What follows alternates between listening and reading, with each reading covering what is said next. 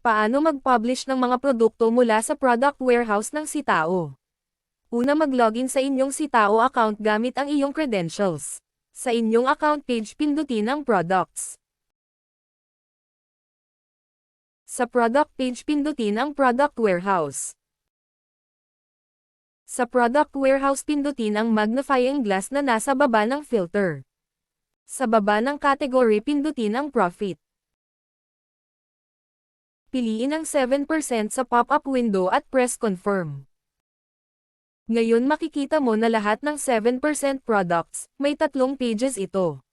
Mamili ng products na i-publish, pindutin ang Batch Publish bago lumipat ng ibang page at i-confirm mo.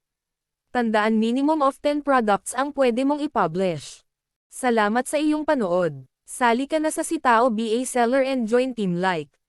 Huwag kalimutan ang referral code AngelLinks 0810.